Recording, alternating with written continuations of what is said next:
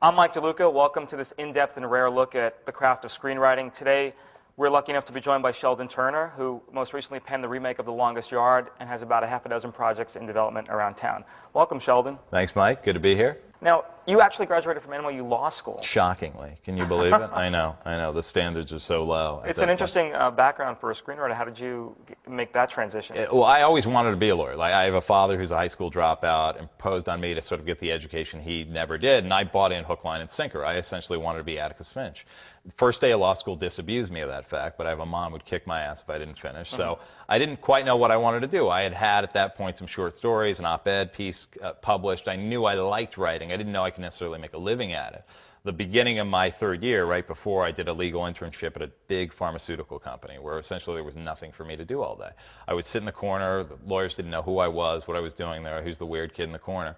And I just started to read like 5 newspapers a day, and I always had a love of movies inherently, and always liked to write, so I wrote my first screenplay, which was an utter piece of shit, but it was enough to say, like, God, I love this thing, and enough for me to go to my folks and persecute them with, like, hey, you know the money you guys just helped me get through law school with? I'm going to go be a screenwriter, you know, and I don't know anybody out there. But, I'm glad that I was stupid enough to do that. Was there a particular moment where you gained the confidence that you could be a screenwriter, or was there one thing that made you feel like I could do that? For me, it was always about, because, screenwriters always ask you, like, what is it you do? Do you read? Do you go, do you take courses? I never took a course. What I did is I read every screenplay I can get my hands on.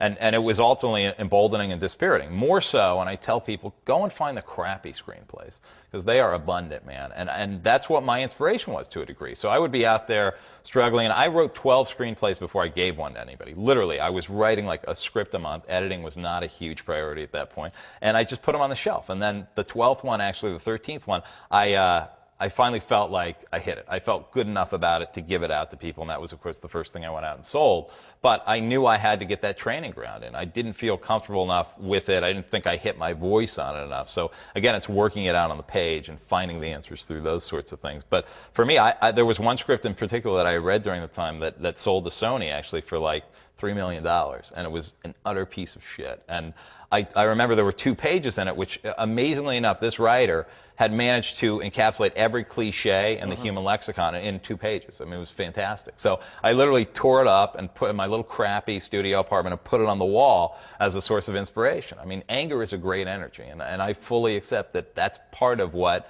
fueled me at that point. I hear this crazy thing about you working out at 4 in the morning before you write every day. I get up at 3:57. I have my whole routine. I'll write for an hour, and then I'll go to the gym and work out for an hour and a half, 2 hours. And it's not for any other reason than, of course, self-loathing, which I find to be the most productive part of my day. Guilt and fear. I always say I'm motivated by guilt and fear. And also because I don't habitate the middle ground well. I'm an extremist. So if I'm not getting up at 3:57, I'm getting up at 1. And it's one of the good things and bad things about being a writer. Unless you're disciplined, it's very easy to fall by the wayside and sort of be the ultimate procrastinator and put things off. So I go to the other extreme. Do you have specific goals in mind or a timeline when you sit down to start? I try not to. I mean, there are always days that are better than others. I've heard of writers who have I need to get 10 pages in a day, I need to get 5 in a day. For me, it's more about the time. If I have meetings during the day, if I have other obligations, whatever it might be, either way I have to get it in. So if it's a matter of me staying up later that night, I like the morning hours just because it's quiet, the phone's not going to ring, you're less likely to get a phone call at 3:57. Where do you find your inspiration? Anywhere. I mean, that's the beauty of, for me, it's often music. When I'm driving, when I'm doing anything that's sort of seemingly leisurely or anything like that, when you're thinking. I think all too often now, we as a society train ourselves to not have time to think. You get home, you turn the TV on. You get in the car, you turn the radio on. You do whatever it is. I think often those moments come in solitude, when you find that inspiration, or it's themes, and I accept that, you don't want to put somebody in a situation to go down the hall and tell Amy Pascal that Sheldon Turner has some wonderful themes he wants to explore in this movie. But I think that's what makes for really good, even in something like Longest Yard, which is, pablum and fun movie and all that. You gotta, at least for me, I've got to know what the themes are. Even something like Redemption, whatever it is, that's what makes interesting movies. I think if you're just writing for page 33, I've got to hit the point where the star-crossed lovers meet the giant giraffe.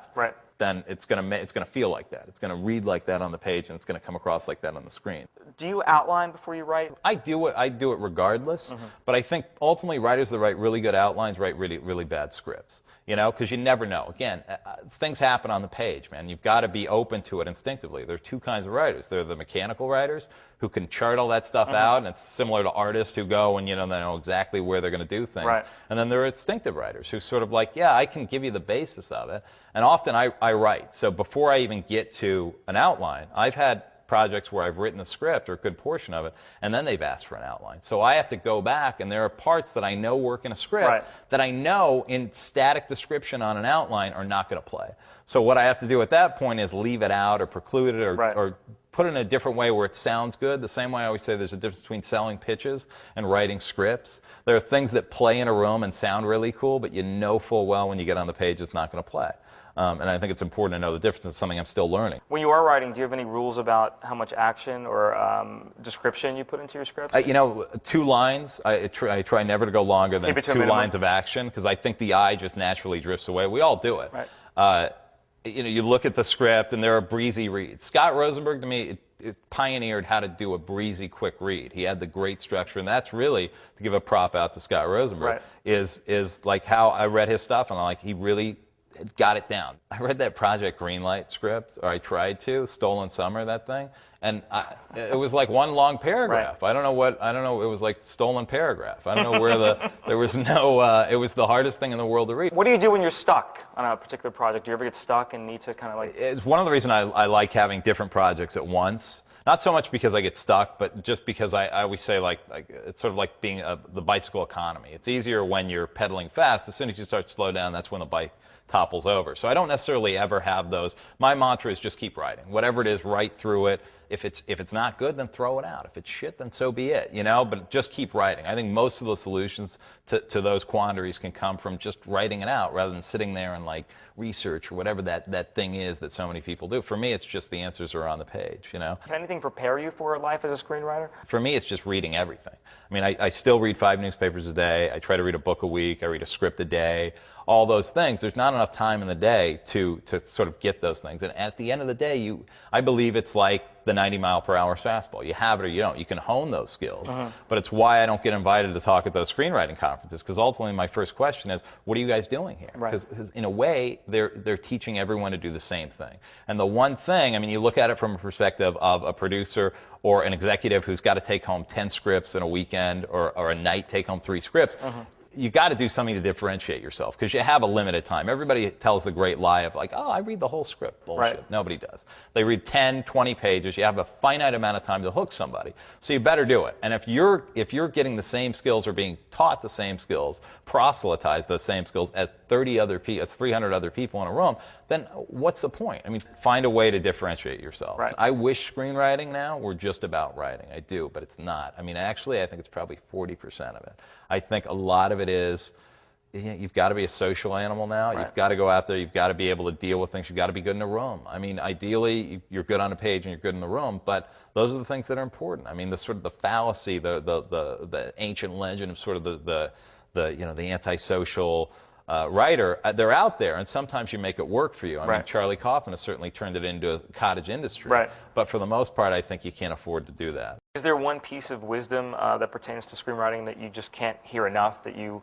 feel is an overriding piece of wisdom that everyone should know about screenwriting? You know, more or less, I think in terms of things that I debunk as the sort of classics, the things that people tell you, write about what you know. You know what? If I wrote about what I knew, it'd be the most boring scripts in history. You know, I mean, I think there are emotional connections that you have, things that you can identify with, but for the most part, if you write about what you know, it's why there are people out there who say, like, this is the most amazing script. You're too close to it, for one. Because that moment when you went away to summer camp and Joey had that accident on the boat, nobody really gives a shit. You know, it's important to you because it was a seminal moment.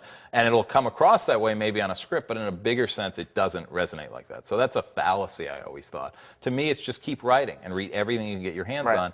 And I do believe that writers are born. I think you can make yourself better as a writer. I think you can take all the courses you want if you don't have it in you. If you don't have that voice in your head. I always say screenwriters are schizophrenics. The only difference is rather than talking back to the voices, you write them down. And I think that's kind of the way, like, truly there is a torturous content to it, absolutely, and it's a bit of a myth.